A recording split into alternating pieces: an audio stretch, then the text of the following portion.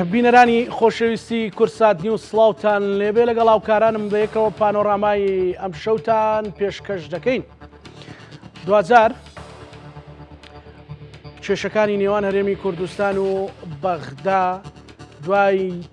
ململانەیەکی زۆر دوای ئەوەی کە شاندی باڵای شتی نیشتیمانی کوردستان و پارتی دموکراتی کوردستان کۆبوونەوە تەکبیرێکیان لەو حاڵە کرد و بڕیاریاندا بێکەوە هەنگاو بنێن بۆ چارەسەرکردنی کێشەکە. شەوی ڕابردوو سەرۆک بافڵ جەلال تاڵەبانی سەردانی بەغدای کرد و ژمارەیەک لە وەزیرەکانی لەگەڵ بوو کە بەڕێز فواد حوسێن یەکێک بوو لەوانە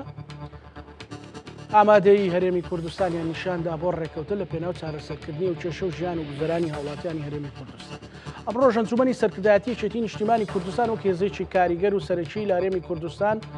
کۆبووە باسییان لەوە کرد کە هەموو هەوڵێک دەدەن بە یەکڕیزی و یەک هەڵوێستی بۆ چارەسەرکردنی هەموو پرسەکان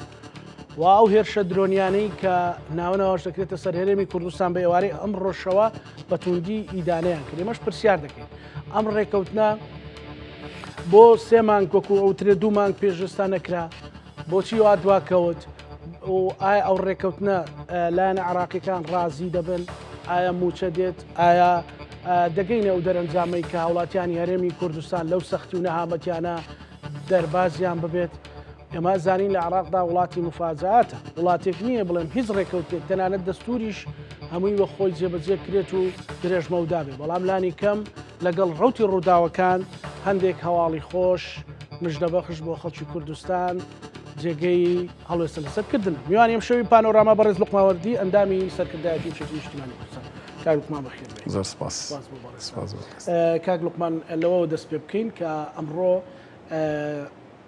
یان ئێوارەی ئەمڕۆ لە دوای کۆبوونەوەی ئەنجومەنی سەرکردایەتی ڕستەیەک بە ناوی سەرۆکی یەکێتی نیشتیمانی کوردستان ڕێوتی ئەگەر ئێمە یەک هەڵوێست بین یەکدەنگ بین دەتوانین زۆر شت بکەین بە تایبەتی لەسەر موچە و ژیان و گوزەرانی خەڵک. ئەمە لێکدانەوەی ئەمە چیە؟ بەڵێ بە ناوی خۆی گەورە و میهرەبان سڵاو لە بینەرانی ئازیز سڵاو لێەوە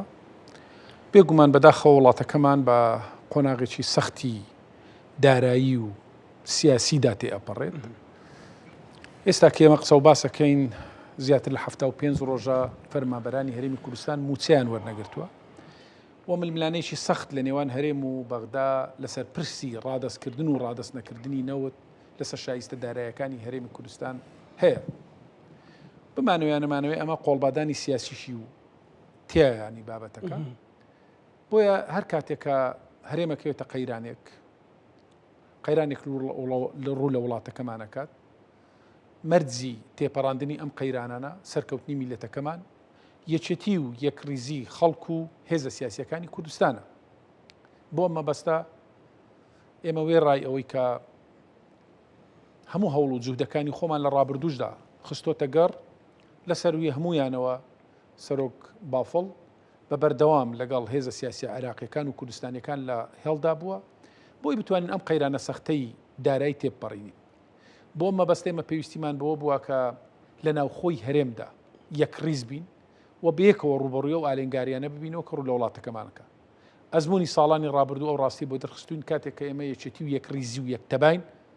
دۆستەکانمان زیاتر دەستی دۆستایەتیمان بۆ درێژەکەن و ناحەزەکانیش زیاتر سڵمان لێکەنەوە بێگومان پێچەوانەکەش ڕاستە. بۆیە دەرەنجامی کۆبوونەوەی هاوبەشی هەردوو مەکتەبی سیاسی یەکێتی و پارتی ئەوەی لێکەتەوە کە سەرۆک بافڵ سەرۆکایەتی شاندی کوردستانی بکات بۆ بەغدا بۆ جارێکتر گفتوگۆکردن لەگەڵ سەرکردە و لایەنە سیاسی عراقیەکان لە پێش لە سەروی هەمووشیانەوە لەگەڵ سەرۆک وەزیرانی عراق بۆ ئەوی بتوانین دەرچەیەک بدۆزینەوە بۆ ڕزگارکردنی میلەتەکەمان و دابینکردنی شایستە دارایەکانی هەرێمی کوردستان. ئەمەش بەرەنجامی یەکڕیزی هێز و لایەنە سیاسیەکان لە سەروی هەمووشیانەوە بەرەنجامی یەکێتی و یەکڕیزی نێوان یەکێتی و پارتی بووە لەم قۆناغا. زۆرێک لێک تێگەیشتنێک دروست بووە لە شەوی ڕابردوو کە هەرێمی کوردستان 230,000 بەرمیلی ڕۆژانە ڕادستی سۆمۆ بکات لە ڕێگەی سۆمۆ بفرۆشرێت 120 میلیارد دینار داهاتی ناوخۆ ڕادەست بکات و 50,000 بەرمیلیش تەرخان بکرێ بۆ ناوخۆی هەرێمی کوردستان بۆ ئەوی بتوانێت پێداویستە ناوخۆیەکان لە ڕێگەی پاڵاوگەکانەوە باش تەواو بکات. لەسەر ئەم بنەمایە ئەنجومەنی وەزیرانی هەرێمی کوردستان ئەمڕۆ ڕەزامەندی بە نووسراوی ڕەسمیدا بۆ ئەنجومەنی وەزیران هەرێمی کوردستان بڵێ ئەم شەهۆڵێشتر هەیە بێگومان سەرۆک بافڵ جارشتر چۆ بەغدا بۆ ئەوەی هەوڵ بدا هەم بۆ دوو بابەت هەم بۆ بابەتی تەواوکردنی ئەم ڕێکەوتنە بە هاوبەشی لەگەڵ بێگومان لەگەڵ نوێنەرانی هێزە سیاسیەکانی تریش لە سەروی هەمویانەوە لەگەڵ نوێنەرانی پارتی دیموکراتی کوردستان بابەتی تریان ئەوەیە کە خەتەرێکی تر ڕوو لە هەرێم کردووە ماوەیەکە هێرشە درۆنیەکان لەسەر ئەوە بۆستن کاک لوقمان ببوورە هێرشە درۆنیەکان ئەمە بابەتێکە بەڵام بابەتی موچە ڕێکەوتن و لێک تێگەیشتنێک کراوە بۆی ئابێ ئاگامان لێبێ لەتنان ناشارمەوە دوژمنانی ئەم ڕێکەوتنەش زۆرن نێرانی ئەم ڕێکەوتنەش زۆرن بۆی ئەگەر هیچ ئەگەرێک نێتە پێش ئیتاری تەنسیقی موافقت لەسەر بکات بەیانی ئەنجومەنی وەزیرانی عێراق کۆ ئەبێتەوە بۆ ئەوەی ڕێکەوتنەکە پەسەند بکاو ئیتر بڕیار لەسەر هەن ناردنی شایستە دارایەکانی هەرێمی کوردستان و موچە خۆران بدرێ یەک موچێ ئەوەی ئێمە جەختمان لەوە کردو ئەمە بە ڕەنگە بڕیاری کۆبوونی ئەنجومەنی وەزیرانی عێراق بێ بەڵام ئەم ڕێکەوتنە دوزار لیژنەیەک پێک دێت هەم لە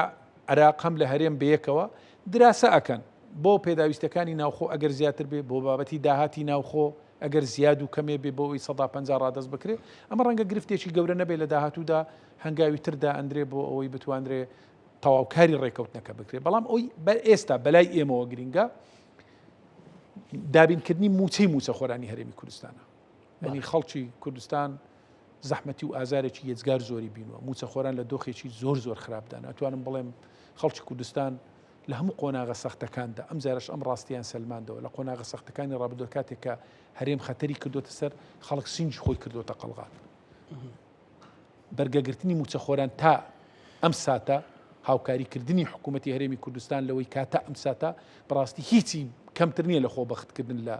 لە پێشەوەی سەنگەری داکۆچکردن لە کوردستان و لە خەڵکی کوردستان بۆیە موچە خۆران ڕوبەڕووی قەیرانێکی سەختی دارایی بوونەتەوە ڕوو دۆخێک ڕووی لە وڵاتەکەمان کردووە هیچ دەرچەیەکمان نیە ئێمە لە ڕابردوشدا تاکیدمان لەسەر ئەوە کردوێتەوە کە قوڵای استراتیژی هەرێمی کوردستان بەغدایە تاکە ڕێگەمان بۆ دەربازبوونمان لەم قۆناغا ڕێکەوتنە لەگەڵ بەغدا و داکۆچکردن لەسەر جێبەجێکردنی مافە دارایی و مافە سیاسی و مافەکانمان لە چوارچێوەی دەستوری عێراقدا ئەو دەستورەی کە بێچێتی و یەکریزی هێزە سیاسیەکان و دەست هات لە دوای پرۆسەی ئازادی عێراق ئێمە ئەبێت جەخت لەوە بکەین باش بۆ ڕێگای بەغدا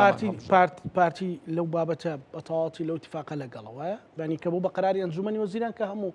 لە کوردستان کێشەی نەماوە ترسنیە لە هەرێمی کوردستان ئەوەی هەیە کە هەم لە کۆبوونەوەی هەردوو مەکتەبی سیاسی بڕیار لەسەر چوونی شان دەکەدرا بێگومان خۆش لە دەستپێکی بەرنامەکە ئاماژەت پێکرد و شاندی هەردوو حکوومەت ئەو لیژنەی کە دانرا بوو بۆ ئەوەی کە گەڵاڵەی ڕێکەوتنێک بکە لە کۆبوونەوەکەی شەوی ڕابردوو لە بەشی دووەمی کۆبوونەوەکە بەشداری بووینە بێگومان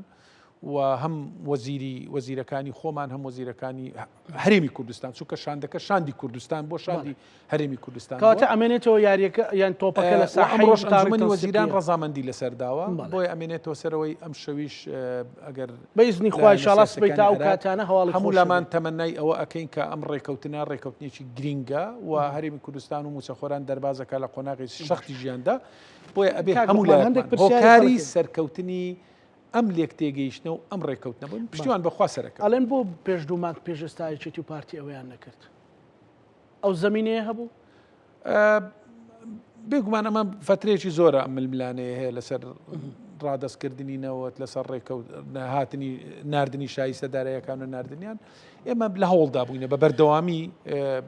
لە کۆبوونەکانی ئەنجومەنی وەزیران نوێنەرانی یەکێتی نیشتیمانی کوردستان و کاقوباد و نوێنەریشمان هەبووە لە شاندی دانوستانکاری بەغدا بەڵام پێویست بوو لەسەر ئاستی سیاسی ئەم کۆبوونەوەی کە لە دوو ڕۆژی ڕابردوو کرا لە نێوان هەردوو مەکتەبی سیاسی پێویست بوو لە ڕاستیدا زووتر بکرێت چونکە وەک باسم کرد ئەم وڵاتە ئەبێ ئێمە لەناو خۆماندا یەکڕیز بین کاتێک کە خەتەرێک ڕۆ لە وڵاتەکەمان کە مەرجی سەرکەوتن و دەرباسبوونمان تەنها و تەنها یەکێتی و یەکڕیزیمانە ئەمڕۆ میلەتەکەمان پێویستی بەوەیە خۆشبەختانە هەرچەندە ئەم کۆبوونەوەی دواکەوت یان بۆیە زووتر کرابە بەڵام ئێستاش کات ماوە بۆ ئەوەی کە ئەم هەنگاوەندرا هەنگاوێکی گرینگە و من تاکی دەکەمەوە لەوەی کە ئەم ڕۆژ لە کۆبوونەوەی سەرکردایەتی هەڵوەستە لەسەرکرا کە یەکێتی نیشتیمانی کوردستان هەموو جوودێکەکە بۆ ئەوەی هەوڵ بدەین ئێمە لەگەڵ بەغدا بگەین بە ڕێکەوتنێکی با بڵێن کۆنکریتی بۆی کۆتایی بەم بابەتە بێ موچە دێ نایە گرفت بۆ یەکتری دروست نەکەین بۆ ئەمە بەستا ئەو سەروەتە گەورەی پەیوەندی سیاسیەکانمان لە سەرۆک مام جەلالەوە بۆمان ماوەتەوە و ئەو پەیوەندی سیاسیانەی کە سەرۆک بافڵ خۆی دروستی کردوون هەموو یەکێتی هەموو جوودێکی بەکاردێنێ بۆ ئەوەی هەوڵدا هاوشانی هێزە سیاسیەکانی تر بۆ ئەوەی هەوڵ بدەین ئەم میلەتەکەمان لەو قەیرانە داراییەی کە ڕووی تێکردێ دەربازی بکەین ئەمە مەسئولیەتێکی گەورەیە تەسلیم بوون نییە کاک لوقمان خەڵگەڵێ بۆ تەسلیم بوون بە هیچ شێوەیەک تەسلیم بوون نییە چونکە ڕەنگە سەقفی داواکاریەکانی بەغدا زۆر لەوە زیاتر بیکەوەی ئێستا ڕێکەوتنی لەسەر کراوە ئێمەش تۆزێک سەرکەوتوین عادەتەنیش گفتوگۆ و دانوستان وایە تۆ بەشێکە بەخشی و بەشێک وەرەگری بۆیە ئەم ڕێکەوتنە جۆرێک هاوسەنجیشی تێدا هەیە ئێمە بیرمان نەچێ ئێمە پێشووتریش ڕەئیمان وابوو کە ئەگەر تۆزێک سازشیش بکەین لەسەر مافەکانمان تۆزێک سازشیش بکەین لەسەر داواکاریەکانمان لەسەر بابەتی ڕادەستکردنی مەلەفی نەوت لە پێناوی میلەتەکەمان لە پێناوی موچەخۆران لە پێناوی دەربازکردنی ژیانی خەڵکی کوردستان ئێمە پێمان وایە ئەمە بەسەرکەوتن بۆ حکوومەتی هەرێمی کوردستان بۆ خەڵکی کوردستان ئەگەڕێتەوە بە هیچ شێوەیەک سازش ئەوە دەرگای ئەو ڕێکەوتنە ئەگەر ئینشاڵڵا سبەینێ سەر بگرێ و ئیتاری تەنسیقی سەپۆرتی بکە حکوومەت بڕیاری لێ بدا و شایستە دارایەکانی هەرێمی کوردستان بێ و موچە بێ بچێتە سەر سکەی خۆی لە نێوان ئێوە و پارتیدا دەرگای چی دیکە دەکاتەوە من پێم ئەم کۆبوونەوەی لە ڕابردوو کراوە لەسەر زۆر بابەت گفتوگۆ کراوە و ئەمە دەرگایەکی کردوتەوە و ئێمە قەناعەتمان وایە کە ئەوەی بە گفتوگۆوە دەست دێت بێگومان بە ململانەی سیاسی بەدەست نایێت و ئەم وڵاتە پێویستی بەوەیە هەمومان بەیەکەوە بەدەستە جەمعی بەرپرسیارەتی هەڵبگرین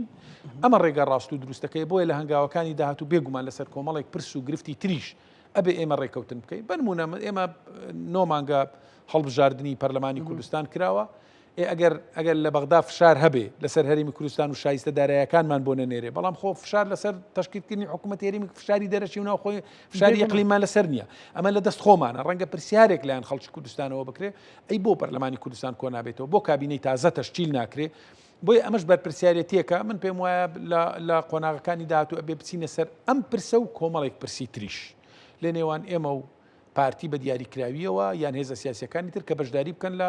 پێکێنانی کابینەی تازای حکوومەتی هەرێمی کوردستان بۆی هەوڵ بدەین هەم میلەتەکەمان بگەینە کەناری ئارام و هەم ئەم دۆخە سیاسی و ئابوووریە نالەبارەی کە ڕووی لە وڵاتەکەمان کردووە ئەم قۆناغە سەختە ئەبێ بەیەکەوە تێبپەڕین ئەمە مەسئولیەت و بەرپرسیارەتی یەکێتی نیشتیمانی کوردستان بە تا ڕادێک ئەو متمانەیە دروستە بێ وانەیەکی گرنگە لە پایەکانی حکومڕانی لە هەرێمی کوردستان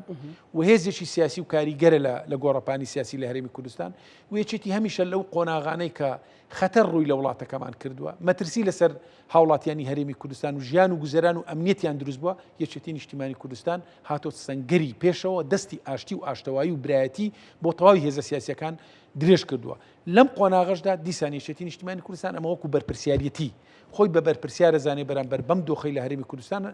دروست بووە لەو ڕوانگەیەشەوە ئێمە لە سەنگەری پێشەوەی داکۆچیکردن لە مافی میلەتەکەمانە بین باش بەڵام هەر خەڵک پرسیاری ئەوەشەکە ینی گلەی ئەوەکە کە درەنگ بوو درەنگەکە چەندێکەوێتە ئەستۆیەکێتی درەنگ بوو بەڵام ئیتر دۆخەکە وای لێ هات خۆزگە ئێمە زووتر هەوڵمان دابایە کە ئەم دۆخە نەگەیش با بەم ڕۆژە زووتر چارەسەری ئێمە بەڵام ئێستاش درەنگ نییە ینی باشترە لەوەی کە ئێمە ڕێ بکەین و میلەتەکەمان لەم قۆناغە سەختە دەرباس کاک لوقمان بە پێی و زانیاریانەی کە جەناب هەچە تۆ هەر سیاسێکی بیاگانی مەسەلەن ئەو ڕێکەوتنە ئەوەی تێدایە کە نەوت و بنزین لە وەکو عراق دعم بکرێ و بۆ ڕێکەوتنەی کە کراوە نرخی وەکو ئەوەی بەغدا لێ نەچۆتە ناو تەفاسیلی ئەمور دەکاری من پێم وایە ئەوە بەرپرسیارەتی حکوومەتی هەرێمی کوردستانە ئەبێ لە ئێستادا 50,000 بەرمیل پاڵاوگەکانی هەرێمی کوردستان ئەی پاڵێون بە پێ ڕێکەوتنەکە بۆ بدابینکردنی بنزین و گاز بنزین و نەوت بۆ کوردستان گاز و ئەو پێکاتانێک کە هەیەی من پێم وایە هەرێمی کوردستانە بێ لە داهاتوودا هاوشێوەی عراق ئەبێ بە مەسئولانە مامەڵە بکرێ هاوشێوەی عراق نەوت و بنزین بەو نرخەی کە لە عراق هەیە لەسەر هەرێمی کوردستانیشدا باش بکرێت ئێستا ئەوەی ئێمە قسەی لەسەرەکەن قۆناغی یەکەم دابینکردنی موچەیە بەڵام بۆ ئەمە بەستەش ناکرێت لە عراقدا بنزین بە نرخێک بێ لە هەرێم بە نرخی دوو قات و سێ قات بێ بۆ ئەمە بەسەش ئەمە بابەتێکە ئەبێ لە داهاتوو قسە و گفتوگۆ و فشاریش دروست بکرێتەناتە ئەگەر پێویست بکە بۆ ئەوی کە نرخەکە دابەزێنێت بەڵام لە قۆناغی ئێستادا ئەوەی کە گرفتە گەورەکە خەڵک پرسیاری وی دەکردیان باشە ئەو موچە بەغدا ناینێرێ بەڵام مادام نەوتەکە دەفرۆشێ بۆچی بنزین بۆ ئەمە ماف و داواکاریەکی هاوڵاتیانە گرانە بڵێ وەمە حەقا و مافی داواکردنی هاوڵاتیانە و ئەمە ئەبێ حکوومەتی هەرێمی کوردستان ملزەمە بەوەی کەوا بە هەمان نرخ بنزین و سوتەمەنی بۆ هاوڵاتیانی هەرێمی کوردستان دابێت لە حاڵەتی کە دابەشی نەکردیان نەکرا بێگومە نەکرێ فشار و ڕێکاری گفتوگۆمان لەسەرەوە کرد بەڵام کاک لوقمانیانی کاتی ئەوژنە حکوومەتی پێک بێ مەسەن ئەبینی ئەوە خەریکە دوو حکوومەت لە سووریا کۆتایی پێدە هێشتا حکوومەتی هەرێمی کوردستان پێک ناکات وەڵام ئەتوانم بڵێم بۆتە ینی عیبەیەکی گەورە کە تاکو ئێستا ئێمە نەماتوانی حکوومەت پێک بینین بەڵام ئێمە لەم فاوەزات داینێ نایشارینەوە ئێمە لە گرفت دابووینە لەسەر دیدگای هاوبەش ئێمە زوو گەیشتینە ڕێککەوتن بەڵام کاتێک کە گەیشتینە سەر پۆستەکان لەسەر پۆست خلافەیە لە نێوان یەکێتی و پارتی تاکو ئێستا ئێمە نەگەیشتنەوەتە ڕێککەوتن ئێمە پێشووتریش ڕامان گەیاندووە کە لەگەڵ ڕاستکردنەوەی ڕێڕەوی حکومڕانی لە هەرێمی کوردستاندا بەوەی کەوا شەراکەتێکی ڕاستەقینە لە نێوان ئێمە و پارتی لە حکومڕانی ڕنگ بداتەوە بێگومان بەرەنجامی هەڵبژاردنەکانی پەرلەمانی کوردستان بەپێی ئیستحقاقی هەڵبژاردن ئێمە شتێک داوا ناکەین لە ئیستحقاقی هەڵبژاردن زیاتر بێ بەڵام ئەبێ لە پۆستە هەستیاریەکان لە بواری دارایی لە بواری ئەمنی ئەبێ هاوسەنجی لە نێوان ئێمەدا هەبێ بۆی بتوانین بەرپرسیارەتی و ئۆباڵی خەڵکی کوردستان لە ئەستۆ بگرین لەسەر ئەم بنەمای ئێمە لە گفتوگۆ داینە و دەرگای گفتوگۆ دانەخراوە و لێک تێگەیشتن هەیە و گفتوگۆکان بەردەوامن بەڵام ڕەنگە پێویست بکە بەر لەوەی ئێمە بچین کۆبوونەوەاتی تر درێژە پێ بدەین بگەینە ڕێکەوتن بە لێک تێگەیشتن و گفتوگۆی نێوانمان ئەو کات کۆبوونەوەی تر بکرێ من پێم وایە ئێستا تێگەیشتنەکان جیاوازترە لە پێشووتر من گەشتبینم پێم وایە لە ئایندەدا لەسەر بابەتی پێکەنانی کابینەی حکوومەتی هەرێمی کوردستانیش ئەگەینە ڕێکەوتن لە ڕاستیدا ئەمە بۆتە ئەتوانم بڵێم بۆتە بابەتێکی لە کێک بۆ حکومڕانی لە هەرێمی کوردستان کە تا ئێستا ئێمە زیاتر لە 9 مانگە نەماتوانە کابینەی تازە پێک بێنین تاکی دەکەمەوە ئێمە لە پێناو خەڵکی کوردستان لە پێناو خۆشگوزەرانی هاوڵاتیانی هەرێمی کوردستان لە پێناو پاراستنی قوارەی سیاسی هەرێمی کوردستان لە پێناو جێبەجێکردنی داو داخوازەکانی خەڵکی کوردستان لە پێناو گەیشتن بە ڕێکەوتن لەگەڵ حکوومەتی فیدراڵی کە پێمان وایە تاکە دەواازە بۆ چارەسەرکردن بەغدایە و لەگەڵ ئەوان لەگەڵ بەغدا ئەبێ ڕێکەوین یەکێتی نیشتیمانی کوردستان ئامادەجی تەواوی تێدایە لە پێناو خەڵکی کوردستان هەر هەنگاوێک کە پێویست بیبینێ هەمیشە بەرژەوەندی گشتەکانی خستۆتە سەروی بەرژەوەندی حیزبیەکانی خۆی بۆ ئەم قۆناغەش بە هەمان نەفەس ئێمە مامەڵە و مامەڵەکەین خۆ پێمان وایە ئەمە بەرپرسیارەتێکی گەورەیە ئومێدەوارم ئێمە هەوڵ دەین لە داهاتوودا یەکێتی و یەکریزی هێزە سیاسەکان و خەڵکی کوردستان پتەوتر بکەین بۆ ئەوی بتوانین میلەتەکەمان لەم قۆناغە سەختە دەرباز بکەین بەڕاستی ئەم میلەتەی ئێمە ئەتوانم بڵێم باشترین میلەتە لە چاو دەور و بەرمان و لە چاو وڵاتانی دنیاشدا کە میلەتێکە خۆڕاگرە یارمەتی حکوومەتەکەی ئەدات تەقبولی ئەوەی کردووە کە چەند مانجێکە ئەمە موچەیان وەرنەگرتووە بۆیە ئەبێت خێرا بکەین پەلە بکەین کاتمان لە بەردەستدانەماوە بۆ ئەوی بتوانین دەرچەیەک ببینەوە میلەتەکەمان لەم باش با پرسیاری ئەوەش بکەم ینی پێشەوەی پرسیاری بکەم بەڕاستی کاگوکمان پرسێکەیە ینی ڕاستە موچە و شایستەی دارایی مۆزەفێک فەرمانبەرێک هەر کەسێک حەقی خۆیەتی نەمژدەیە بەڵام وەختی کە دەکەویە قەیران لانی کەم ئێمە لە پێناو ژیان و گوزەرانی و خەڵکە دەبێ بڵین هەواڵێکی دڵخۆشکەرەوانە بەڵام بابەتێکی دیکە هەیە هەر پەیوەند بە پێکێنانی حکوومەت و ئەوانە ینی منە پرسیارە بۆ ناکەم کە لە چەند ڕۆژێ ڕابردوو لە ناوچەی لە سنووری ئەوەی بەدەستی کە مەسەلەن هێزێکی ئەمنی پارتی خەڵک شەید کراوە بەڵام هەر بەڕاستی ئەمە کارەسات نییە ینی هاوڵاتی خۆت دێتە دەرەوە لەسەر بلکاکە کارەبام یەستو تام لە گەرمە ینی تۆ بیکوژی شەهیدیکەی ئەنی بەڕاستی ئەمانە پێداچوونەوەی ئەوێ ئەمە لێواری هەرێمی کوردستان ئەگەر موچەشە بێ ناباتە لێوارێکە مەترسیدار بێ وەکو یەکێتی ئێوە خۆتان بە بەرپرسیار نازان بە تایبەتی مەسەلەن من نامەوێ بەڕاستی پرسیارەکەم بۆنی ئاژا و جێڕیان شتی لێ بێ بەڵام ئەو کەسە ینی ئەندامی یەکێتی نیشتیمانی کوردستانیش بووە بەداخەوە ڕووداوێکی یەجگار ناخۆش ڕوویدا کە هاوڵاتیەک ینی هاوڵاتیانی دەڤەری باڵەکایەتی لە نەحیەی وەرتێ و دۆڵی خانەقا و قەسرێ داوای پێدانی چەند ساعتێک کارەبای زیاتریانە کرد بە شێوازێکی زۆر نابەرپرسانە و نامەسئولانە کاک حەسەن ڕەحمان کە یەکێک بوو لە پێشمەرگەکان و لە بنەماڵەی شتێک و شەر و شۆڕژێرە شەهید بوو لێرەدا سڵاو ئەنێرین بۆ ڕۆحی پاچی ئەم شێوازەی مامەڵەکردنی هێزە ئەمنیەکان لەگەڵ خۆپیشاندەران کە داوای نەڕوخانی حکوومەتی کردووە، نەداوای پێدانی موچەی کردووە، بەڵکو داوای پێدانی چەند سەعاتێکی کارەبای کردووە. سەبەبەکەش ئەوەیە هەر حکوومەت خۆی لەم گوندانە پێشتر مۆلیدەی هەڵگرت، لای برد، ئەم گوندانە هەموو مۆلیدەیان بۆ تەرتیب کرابوو، بەڵام دوایی کە کارەبا بە حیسابی خۆی باش بۆ مۆلیدەکانیان هەڵگرت. ئێستا هاوینە، وشکە ساڵیە، پلەی گەرمی بەرزترە، هاوڵاتی گەنجێکە تەقبولیەوە ناکاتێتە سەر جادا بەم شێوازە کە ئێمە بینیمان لە سوسیال میدیا کە شێوازێکی زۆر نامەسئولانە ڕەفتارێک بوو بەڕاستی ئەمە لە شکۆ و شانی هێزە ئەمنیەکان نایە، بۆیە ئەمەشە بێ هەڵوێستەی لەسەر بکرێ. ئێمە هەرزوو لەسەر ئەم پرسە داوامان کرد. ئەم جەریمەیە تاوانێکی ڕوونە و بکوژیش دیارە. ئێمە داوامان کرد کە ئەبێ یاسا سەروەر بێ بکوژ ڕادەست بکرێت و بێ قانون سەروەر بێ و ئیزراعات بکرێت. لایەنە پەیوەندیدارەکانیش ئامادەی گیان دەربڕیوە و خەڵکی منتیقەکەش خۆتان نەزانن لەسەر ئەم بابەتەوە ئەم پرسە یەجگار و ڕێ سەر ڕای ئەوەی کە خەڵک موچەی وەرنەگرتووە دۆخی ژیانی خراپە مەم شێوازەش ڕەفتار و مامەڵەی لەگەڵ بکرێ کەمە بەڕاستی ڕەفتارێکە زۆر دوورە لە بەها کۆمەڵایەتی کوردەواری و بۆ دووریشە لەو شێواز و ئاداب و ئاکارانەی کە هێزەکە ئەمنیەکانی پێپەروەردە بکرێت. بۆی ئەمەشە بێ هەڵوەستەی لەسەر بکرێمە بابەتێکە بە ئاسانی لای خاوڵاتیان و خەڵکی کوردستان قبول ناکرێ. بۆیە بە حکوومەت دەست بەچێ ئیزراعات بکە، ئامادەیان دەربڕیەوەی کە من بزانم لایەنە پەیوەندیدارەکان بۆ ئەوی ئیزراعاتی پێویست بکرێت. ومێدەوارم ئەم ڕووداوانە دووبارە نەبنەوە. هاوڵاتیە گەنجانە کاتێکە ناڕەزایی دەرەبڕێت تەبیعیە، ینی گەنجێکە ئەگەر بشێتە سەرجادا بەتایبەت ئەم ڕێگای ئەگەر 2 ساعت 3 ساعت گریمان ڕۆژێک گیرە، ئەمە نیهایەتی دنیا نییە بەم شێوازە نامرۆڤانە ڕەفتار لەگەڵ گەنجێکچی بێچەکی ڕەنگە گەنجێکی تازە پێگەیشتوو بکرێت کە ئێمە خۆمان بەداخەوە ئەو دیمەنانی کە لە سوسیال میدیا بینمان و تەسویر کرابوو بەڕاستی ئینسان ناخی ئەهەژێەوە و نازانم هیچ پاساوێک هەڵ ناگرێت. مە تاوانێکی ێزگار گەورەیە. بۆی ئەبێ بە شێوازێکی ئیزراعات بکرێ جارێکی تر هیچ کەسێک ذاتی ئەوە نەکا بەم شێوازە ڕوبەڕووی گەنجانی وڵاتەکەمان بێتەوە. زۆر باشە. با باسی هێرشە درۆنیەکان بکەین کاک لوقمان. مەسەلەن ئەم ئێوارێش مەسەلەن درۆن هەبوو، ئێوە لە کۆبنەوەی سەرکردایەتی چۆن باستان کرد؟ ماوەیە کە بەداخەوە دیسانەڵێم لە ڕووی ئەمنیەوە هەرێمی کوردستان کەوتۆتە ژێر هەڕەشەیە کە درۆن ئەنێدرێ بۆ سنووری گەرمیان، بۆ سلێمانی، بۆ هەولێر، بینیمان ئەمڕۆ بۆ زاخۆ. بۆیە ئێمە لە کۆبوونەوەی سەرکردایەتی ئەمڕۆژ سەرۆکی یەکێتی نیشتیمانی کوردستان سەرۆک بافڵ لەسەر ئەم پرسە شوەستا کە ئێمە پێمان وایە هێرش بکرێتە سەر هەر پارچەیەکی کوردستان، کەرکووک بێ یا دهۆک بێ، گەرمیان بێ یا سلێمانی یا هەولێر، هێرشە بۆ سەر ئێمە و ئەمە پاراستنی ئەمنیەتی هەرێمی کوردستانە. بۆیە ئەبێ لایانی عێراقی بەو پەڕی مەسئولیەتەوە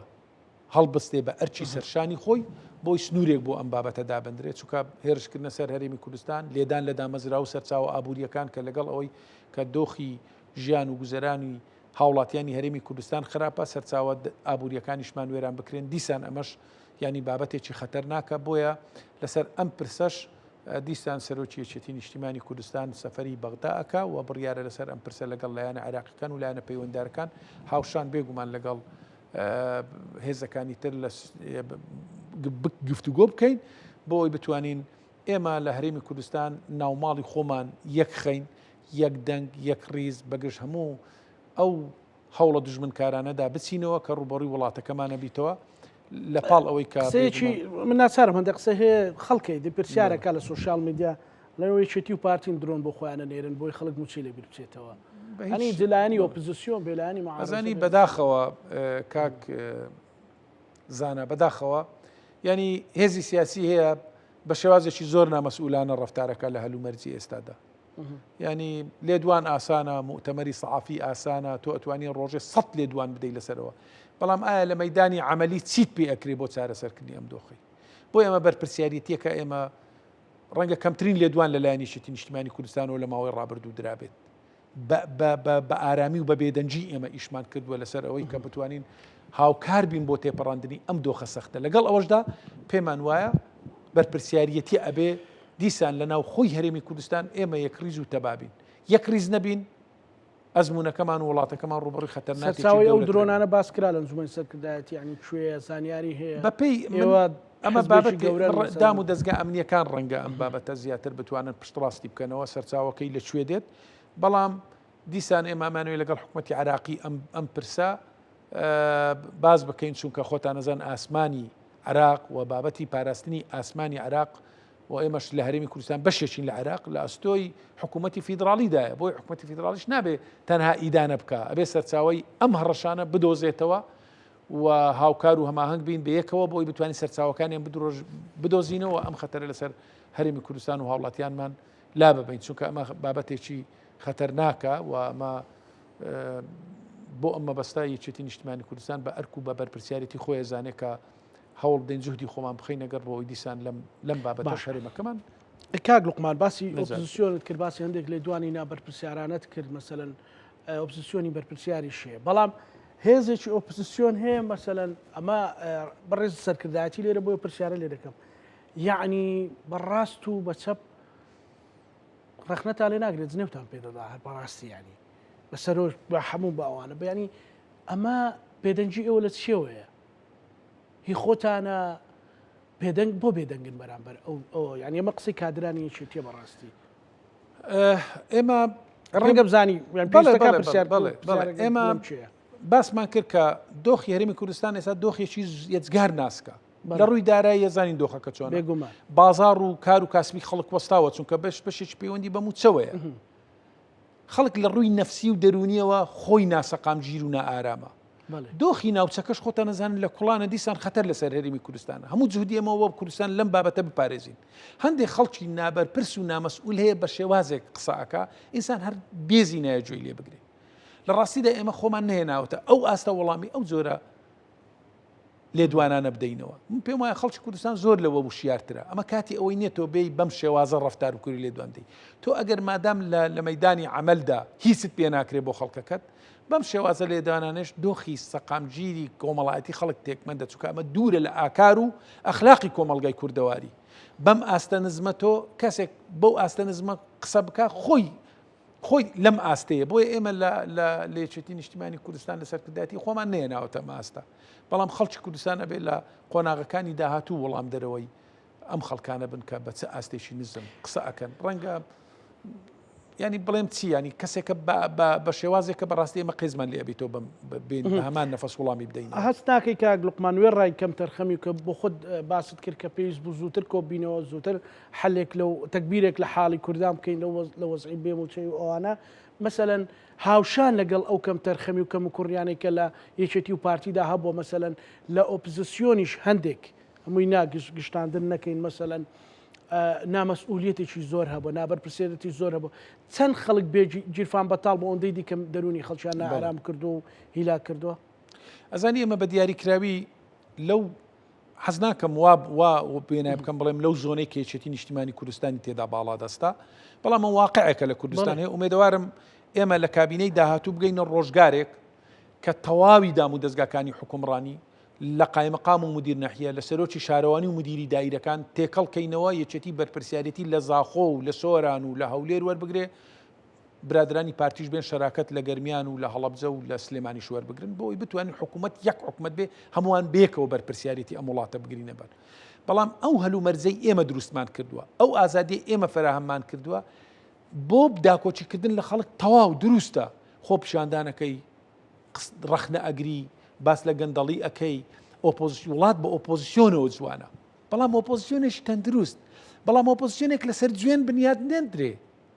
ئۆپۆزیسیۆنێک نێ هجوم بکاتە سەر پیرۆزیەکانی تۆ هجوم کاتە سەر ڕەمزەکانت بەداخەوە ئەمە ئیستیغلال کراوە بۆ کۆمەڵێک جوێندان و بە زمانێک کە زمانێکی یەجگار بازاڕیە کە ئینسان بێزینەیە وەڵام بداتەوە دەرونی خەڵکی شەرمە باسی بکە کە ئەمە خەڵک بەڕاستی لە ڕووی دەرونیشەوە ئەمە هەندەی دیباری خەڵکی کوردستان و باری کۆمەڵاتی خەڵکی کوردستان قورسەکە بۆیە ئێمە ئێستا قۆناغێک ڕووی لە وڵاتەکەمان کرد فەرمووەرە فشار بکە بۆی نەوت ڕادەستکەین فشار بکە بۆی لەگەڵ بەغدا ڕێککەوین نەک بێ لە ئەعلام و لە کەناڵەکان جوێن بدەی و هەندێک قسەی بێسەر و بەر و بێمانە بکەین هیچ لە مۆزوع گۆڕێ مەسەلەن هەندێک بابەتیان خستە ناو خەڵکەوە کە ئەگەر بێت توێشێتی و پارتی ئەوە ناکەن لە پێناو کۆمپانیاکانیانە لە پێناو تەنانەت لە ناو دووکەوانە لە پێناو دزیەکانیانە ینی بەو جۆرە ئەگەر نا ئێوەیان لا مهمیانی ئەمە ڕاستی هیچ سوودێکی ئەبێ من پێم وایە ئەم قۆناغی کە ڕووی لە وڵاتەکەمان کرد بەداخەوە بۆ چارەسەریش ڕوونەکە مەسئولیەت و بەرپرسیارەتی ئەم وڵاتە ڕووی لە چێە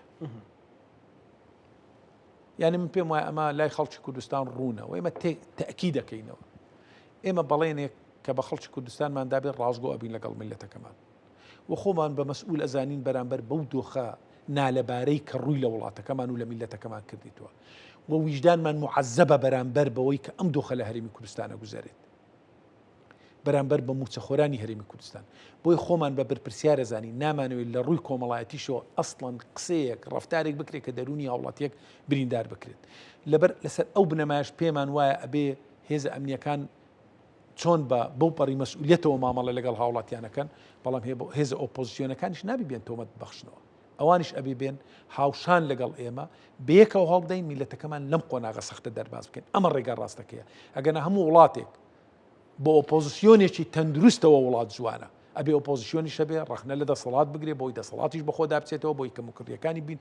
ئۆپۆزیسیۆنی تەندروست ئاوێنەی حکومڕانیە لە دەسەڵاتدا بەڵام بە شێوازێکی تەندروست مامەڵە بکە ئەم شێوازێک کە تۆ باست کرد من پێم وایە هەر کاتی پێ نەگوژین چونکە بەڕاستی ئەمە بابەتێکی زۆر نابەرپرسانەیە زۆر باشە کاتی ئەوە نەهاتوە کاک لوقمان بەڕاستی مەسەلەن ئەگەر دوای چارەسەرکردنی موچە زۆرێک لە بابەتەکانی دیکەش کە هەیە ڕاست بکرێتەوە ڕێک بکرێتەوە خەڵک متمانی بۆ دروست بێتەوە مەسەلەن کە بەڕێزت باسیەوەکەیدا ناوچەکە کوڵێ کێشە هەیە مەسەلەن ئێران ئەو لەو حاڵەیە تەنانەت عراق لە بەردەم مەترسێت تەنانەت سووریا دووبارە ڕوبەڕووی ئاڵۆزی بۆتەوە یعنی حەق نییە هەرێمی کوردستان کۆمەڵک مقاوماتی دیکە بۆ خۆی پێیاکە کۆڵەکەی دیکە بۆ خۆی پێیاکە خۆتەزانی لەو دۆخا کە تەنها موچە بوو شەڕیش نەبوو مەسەلەن هەر خەڵکی کوردستان بوو دیسان بەرگەی گرت و سەبری گرت و تەحملی گرتە ئەم دەقێش ئەنی حەق نییە پاداشتی ئەو بدرێتەوە باسی موچە ناکەم موچە پاداش نییە بەڵکو لە ڕووی دیکەەوە پاداشتی بدرێتەوە موچە ئەرچی حکوومەتە ینی سادەترین مافی یاسایی وەزیفی فەرمانبەرێک دابینکردنی موچەیە ئەبێ حکوومەت موچە دابین کات یعنی ئەمە مافێکی یاسایی وەزیفەی فەرمانبەرانە مەجای تێدانێ بۆ بابەتی تریش ئێمە لە کۆبوونەوەی سەرکردایەتی و پێشووتریش بێگومان لە کۆبوونی مەکتەبی سیاسی ئێمە ئەم ڕۆژ لەسەر ئەم پرسە یەجگار وەستای کە ئێمە کۆمەڵێک مەلەفی تر هەیە لە هەرێمی کوردستانە بێ چارەسەری بۆ بدۆزینەوە و بەیەکێتی و یەکڕێزی میلەتەکەمان بەهێزتر بکەین و خۆمان ئامادە بکەین بۆ قۆناغەکانی داهاتوو و نمونەیەکی حکومڕانی باشتر لە هەرێمی کوردستان پێشکەش بکەین و ئێمە یارمەتیدەری پارچەکانی تووری کوردستانیش بین لە ڕۆژاوە خۆتان نەزان ئێستا دۆخەکە بەچی داتێ ئەپەڕێ پرۆسەیەکی ئاشتی لە باکووری کوردستان هەیە ئێمە بە یارمەتی دەریان بین لە ڕۆژهەڵاتی کوردستان دیسان دۆخ و هەلومەرزەکە بە شێوازی شترەکە ئەمێ بە یارمەتیان بین لە هەمان کاتیشدا ئێمە بە شێوازێک بین هەرێمەکەمان پارێزراو بێت کە نەبێتە خەتەر یان وڵاتێک لە وڵاتەکانی هاوسێ هەست بکە کە ئێمە خەتەرین چونکە ئێمە خەتەر نین لەسەر وڵاتانی دەر و دراوسێ ئێمە یارمەتی دەریانین ئێمە پێمان وایە بێ پەیوەندیشی تەندروستمان هەبێ ئێمە نامانەوێت میلەتەکەمان و هەرێمەکەمان لەو یاریە سیاسیانەی کە ئەکرێ ببێت بە بەشێک بەڵکو ئەبێ میلەتەکەمان و هەرێمەکەمان پارێزراو بێ بۆ ئەمە بەسەر دیسان ئەڵێم ئێمە ئەبێ گفتوگویەکی ڕاشکاوانە لە داهاتوودا کۆمەڵێک لیژنەی جیاجیا پێک بێ لەلایەن لە نێوانماندا بۆ ئەوی بتوانین لەسەر هەموو ئەو پرسانەی کە ئێمە دوو هێزی سیاسی جیان بێگومان دوو تێڕوانینی جیاین ئێمە لە ململانێ سیاسیەکانمان بەردەوامە بین چونکە ئێمە و پارتی بە نمونە دوو هێزی جیاوازین دوو بیر و بۆچین و جیاوازین دوو تێڕوانینی جیاوازمان هەیە و ململانەی سیاسیمان هەیە بۆ ئایندەی حکومڕانی هەرێمی کوردستان ئەمە بە شوێنی خۆی ئەمە ئەمێنەیە بەڵام کاتێک کە خەتەر ڕوو لە وڵاتەکەمانەکە ئەبێ بین ناکۆچەکانمان کەم بکەینەوە هەوڵدەین خاڵە هاوبەشەکانمان اتفاقی لەسەر بکەین بۆی میلەتەکەمان بپارێزین بۆیە لەسەر ئەم پرسانەوە ئەو جیاوازی و ناکۆچیانەی کە هەن لە ڕابردوو ئەبێ هەڵوەستیان لەسەر بکەین بێگومان ئەمە دەرچەیەکە کرانەوەی دەرگایەکە بەڵام هەمووی نییە ئەبێ لە ڕۆژانی داهاتوودا ئێمە هەوڵ بدەین ئەو تەنازولەی بۆ نەیارانەکەین تەنازول بۆ میلەتەکەی خۆمان و بۆ یەکتری بکەین باشترە ئەمە ڕێگا دروستەکەی ئەمە قەناعەتی سەرکردایەتی و سەرۆکی یەکێتی نیشتیمانی کوردستانە لەسەر هەمان نەهج و ڕێبازی سەرۆک مامزەلال بۆی بتوانین میلەتەکەمان نەم قۆناغە سەختە دەرباز بکەین زۆر باشە بەغدا کە عمقی استراتیژی و قوڵای استراتیژی و ئێوە یەکێتی نیشتیمانی کوردستان زۆر باسەکەن ینی شرۆڤە هەندێک جار احتیمالاتی تێدەکەوێت پرسیاری احتیمالی گریمانەیە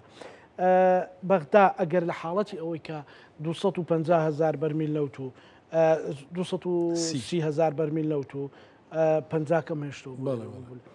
120 ملیار و ئەوانە و هەژماری منیش بە تەوتێن حسابە وایە ئەوە چێتە ناو ڕقم حسابێکە و لێەوە ئەو سێ بابەتە بەختە هەڕەتی کردەوە ئەو وەختە هەستەکەن بە تەواوەتی نیەتێکی دوژمنکارانەیە ئەمە جارێ با قسە لەسەر ئەو گریمانەیە نەکەین ئێمە ئومێدمان بە جێبەجێکردنی ئەم ڕێکەوتنەیە و هەموو جوودێکەکەین بۆی ئەم ڕێکەوتنە جێبەجێ بێت چونکە ئەوەی کە هەیە شەوی ڕابردوو سەرۆشی ئەنجومەنی وەزیرانی عراق ڕەزامەند بۆ بەم ئیتفاق و بەم ڕێکەوتنە لیژنەکەش پێی باش بوو ئەوانیش پەسەندیان کردووە و داوایان کردو حکوومەتی هەرێمی کوردستان بە نووسرا و پشتیوانی بکات لە ئیلتیزامکردن بە ڕێکەوتنە حکوومەتی کۆبوونی ئەنجومەنی وەزیرانی ئەمڕۆ بە نووسرا و ڕەزامەندیان دەربڕیە کۆی پابند دەبن بەم ڕێکەوتنە بۆی با جارێ قسە لەسەر گریمانەی تر نەکەین ئێمە داکۆچیەکەین لەسەر جێبەجێکردنی ئەم لێک تێگەیشتنەی کە کراوە کە بەیانی ئومێدەوارین لە کۆبوونی ئەنجومەنی وەزیران بکرێت و پەسەند بکرێت ئەگەر خوانەکە ئەمە نەیکرد ئەبێ دوای قسەی تر بکەین بەڵام دیسانی شەڵێم ئێمە بڕوای تەواومان بە گفتوگۆ هەیە بڕوامانەوەیە داکۆچی لە مافەکانمان بکەین لە بەغداد تاکە دەواازەی ئێمە بە پێی خوێندنەوەمان بۆ هەلومەرجی ئێستای سیاسی ناوچەکە تاکە ڕێگا و دەواازەمان بەغدایە بۆ داکۆچیکردن لە مافەکانمان ئەو مافانەی کە ئێمە لە دوای پرۆسی ئازادی عراق بێچێتی و بە یەکگرتووی هێزە سیاسیەکان و خەڵکی کوردستان سوین دەستورێکمان نوێسیەوە لە دەستور مافەکەمان جێگیر کراوە بۆی ئەبێ داکۆچی لەو مافانەمان بکەین ئەمە ڕێگا دروستەکەیە ئێمە لەسەر ئەمە بەردەوامە بین و ئومێدیشمان هەیە و گەشتبینیشین بەوەی کەوە ئەم ڕێکەوتنە پەسەند بکرێ و میلەتەکەشمان لەم دۆخەنە هەموارە ڕزگاری بێت بێگومان دوایی هەڵبژاردن ئەکرێ لە مانجی 11 هەڵبژاردننی عراقەکرێ حکوومەتی تازە پێک دێ ئەکرێ و کاتەمەوە هەمومان یەک بین بە یەکچێتی و یەکریزی خۆمان بە تەواوی فراکسیۆنە کوردستانیەکانەوە بەهێزە ئۆپۆزیسیۆنەکانیشەوە لە بەغدا هەمومان یەک بین بۆ ئەوی بتوانین لە حکوومەتی ئایندەی عراقدا هەوڵدەین مەرجەکانی میلەتەکەمان فەرزکەین بۆ کابینەی تازای حکوومەتی عراقی بۆیە ئەگەر درزێکە بێ پەیوەندی بە ناتەبای هێزە سیاسەکانی هەرێمی کوردستانەوەی لە بەغدا من پێم وایە ئەگەر ئێمە یەک ڕیز بین تەبابین بەیەکەوە فشار بکەین باشتر دەتوانین مافەکانمان بەدەست بێنین بێگومان ئەم ڕێکەوتنە تا ئەگەینە ساڵی تازە لە کابینەی تازە ئەتوانین ئەو کات فشار بکەین ڕێکەوتنەکە بە شێوازی تر بکەین بەڵام بۆ قۆناغی ئێستا دیسان ئەڵێمەوە ئەگەر تۆزێک سازشیش بێ تۆزێک تەنازولیش بکە هەرێمی کوردستان بۆ ڕێکەوتنەکە لە پێناوی میلەتەکەمان ئێمە بەسەرکەوتن ێزانین لە پێناوی دەربازکردنی هەرێم ئێمە بەسەرکەوتن ێزانین پێتان وایە مەترسێکی جددی و دەستبادانێکی جددی لە ژێرەوە بەرامبەر هەرێم هەبوو بێگومان هەیە هەبوو بێگومان نیەتەکە چییە؟ ئەم نیەتە تەنها نیەتەکە سنووردارکردنی دەسەڵاتەکانی هەرێمە بێگومان بۆیە ئێمە تاکید دەکەینەوە و بۆ ئەمە بەستەش ئێمە تاکیدمان لە یەکریزی کردەوە پێمانوێت بە یەکریزی توانم قۆناغە سەختە تێپەڕینی بە یەکریزی باشە با ئەو چەند خولەکەی ماوەمە پرسیارێکی ئەو پرۆسی ئاشتیت لێ بکەم کە لە تورکیا هەیە تا چەند دڵخۆشکەرەیە بە تایبەتیش هەڵبژاردننی سنووری سلێمانی بۆ پرسە ئەم پرۆسی ئاشتیا خۆشببختانە ئەو پرۆسی ئاشتی بوو کە ساڵی 93 سەرۆک مامزلال لەگەڵ ئۆزال ڕەحمەتی بناغی ئاشتی چارەسەرکردنی کێشەی کورد لە باکووری کوردستان بە ئاشتی دانرا بەداخەوە دوایی خۆتان نەزان دیسان ئەم پرۆسەیە تێک درا چەند قۆناغێکی بڕی بۆ قۆناغی ئێستاش ئێمە قەناعەتی کولیمان هەبووە پێشووتریش پێمان وە بۆ دەستەبەرکردنی ئارامی و ئۆقرەی بۆ دەوڵەتی تورکیا بۆ ئەوی چیتر خەڵک تووشی نەهامەتی نەبێ و چیتر قوربانی لێ نەکەوێتەوە بۆی چیتر سەروەت و سامانی تورکیاش لە ئاگربارانی سەر کوردستانی باکوور بەکارنێت بۆی ئارام و ئۆقرەی بۆ تورکیا دەستەبەربێ ڕێگار دروستەکە ئاشتیە و بە ئاشتی چارەسەری کێشەکان بکرێت ئەم هەوڵانەی کە هەن بێگومانی چێتی نیشتیمانی کوردستان بە ڕەغمی ئەوەی کێمە لە هیچ شوێنێک هاوسنوورین لەگەڵ تورکیا ئەمە خەتەر نەبووین قەت یەکێتی هەمیشە هەوڵی داوە ئەم پرۆسەیە بە ئاشتی چارەسەر بکرێت کە لە ساڵی 93ەوە ئەم بیرۆکەی ئاشتیا سەر بەدەست پێشخەری سەرۆک مامزەلال بووە بە پشتیوانی ئۆزالیش بێگومان ئێستا خۆشببختانە چەند هەنگایەک چۆتە پێش یەکێتی نیشتیمانی کوردستان ئەوەی پێ بکرێ بۆ چەسپاندنی ئاشتی هاوکار و پشتیوانە ئەم پرۆسەی چەکسووتاندنەی کە لە ڕۆژانی ڕابردوو لە ئەشکەوتی جاسەنە کرا بێگومان ئەمە هەنگاوێکی دروست بوو ڕێگا ڕاستەکەیە کە دەستەبەرکردنی مافەکانمان لە باکووری کوردستان ڕێگاکەی بە ئاشتیدا تێئەپەڕێ ئێمە هاوکار و پشتیوانین بۆ هەنگاوەکانی ئاشتی لە باکوور و لە هەر پارچەیەشی تری کوردستان بێت ئومێ دەخوازین کە ئەم ئاشتێ دەرەنجامێکی باشی هەبێت و سەرنجام هەر ئاشتی ڕێگا دروستەکەیە و ئەمە بە قازانجی میلەتەکەمانەشتێتەوە چکە بمانەوانەمانەوێ ینی هاوڵاتیانێکی زۆر خەڵکی تێکۆشەری زۆر بوو بە قوربانی سەرنجامەکەی ئەمڕۆ مادام دان بە مافەکانی گەلی کووردا بندرێت لە باکووری کوردستان دیموکراسی بەرقەرار بێ و ئەم هێزە سیاسیەش کە خۆی قەناعەتی وایە پرۆسەی ئاشتی دەستە بەر بکات ئێمە پشتیوانین و یەکێتی ڕۆڵی هەبووە لەوە یەکێتی ڕۆڵی وەک باسم کرد لە ئێستادا یەکێتی نیشتیمانی کوردستان ڕێڵێکی یەجگار گەورە ئەجێڕێ و هەرزوو سەرۆک بافڵ ئامادەجی یەکێتی نیشتیمانی کوردستانی دەربڕی بۆ ئەوەی هەر هەنگاوێک پێویست بکات لەسەر یەکێتی نیشتیمانی کوردستان بۆ تەسپاندنی ئاشتی لە تورکیا یەکێتی نیشتیمانی کوردستان هاوکار و پشتیوانە و یەکێتی نیشتیمانی کوردستان باوەڕی نەگۆڕی وایە کە ئەم گرفتەی لە باکووری کوردستان هەیە بە تەنها بە ئاشتی و دەستەبەرکردنی ئاشتی جێبەجێ بێ بۆیە هانی هەردوو لا ئەدەین کە ئەم پرۆسەیە سەرکەوتوانە بەڕێوە بچێ و ئەوەی بکەوێتە سەرشانی یەکێتی نیشتیمانی کوردستان درێخی ناکات لە سەسپاندنی ئاشتی لە دوایین سەرنجی بەڕێز کاک لوقماوەردی وڵات دوایین سەرنجم ئەوەیە کە ئەمڕۆ بەداخەوە دۆخێکی زۆر ناهەموار و نالەبار ڕووی لە وڵاتەکەمان کردووە بە تایبەت دۆخی دارایی و هاوڵاتیان و موچەخۆران بەرگەی ڕۆژگارێکی سەختیان گرت ئەبێ دام و دەستگاکانی حکوومەتی هەرێمی کوردستان بە ئەرچی خۆیان هەڵبەستن و ئەبێ موچە بۆ هاوڵاتیانی هەرێمی کوردستان دابین بکرێت و ئەم ڕێکەوتنە سەرەتای هەنگاوێکی باشە و تأکید دەکەمەوە کۆمەڵانی لە کۆمەڵانی خەڵکی کوردستان کە یەکێتی نیشتیمانی کوردستان بەو پەڕی مەسئولیەتەوە هەموو جوهدێکی خۆی ئەکا و لە پێشوی هەمانەوە سەرۆک بافڵ شەو ڕۆژە خاتە سەریەک بۆ ئەوی هەوڵدا هەموو پەیوەندی سیاسەکانی خۆی ئەو سەروەتە معنەویە کە لە سەرۆک مامزەلاریش بۆمان ماوەتەوە بەکاری بێنین بۆ دەرباسکردنی میلەتەکەمان لەم قۆناغە سەختە و دوجار تاکیدی شەکەینەوە ئێمە باوەڕی نەگۆڕمان وایە کە لە قۆناغی سەختی ئێستادا بە تەنها بێچێتی و یەکریزی خەڵک و هێزە سیاسەکان ئەتوانین ئەم قۆناغە دەرباز بکەین بۆ ئەمە بەستە دەستی ئاشتی و ئاشتەوەی یەکێتی نیشتیمانی کوردستان لە هەموو هێزە سیاسەکانی تر درێژترە بۆ ئەمە بەستە یەکێتی تەواوی بەرژەوەندی حیزبەکانە خاتە قوربانی بەرژەوەندی گشتەکانی خەڵکی کوردستان بۆ دەربازکردنی میلەتەکەمان لەم قۆناغە سەختە. زۆر سوپاس بۆ بەڕێز لوقماوەردی ئەندامی سەرکردایەتی یەکێتی نیشتیمانی کوردستان. سوپاس. بینەرانی خۆشەویست لەگەڵ هاوکارانم بەیەکەوە پانۆڕامای ئەم شەومان پێشکەشکردن بە هیوای ئەوەین کە سبەی هەواڵی خۆش هەبێ لەو دۆخ و قەیرانە ڕزگار بین لانی کەم یەک دوو موچە بێت و هاوڵاتیان و جیرفانی هاوڵاتیانیش کەمێک ئاوادان بێتەوە خوا پشتیوان بێت ئێمەش هەموو لایەکتان بەخوای گەورە سپێرین خواتان لەگەڵ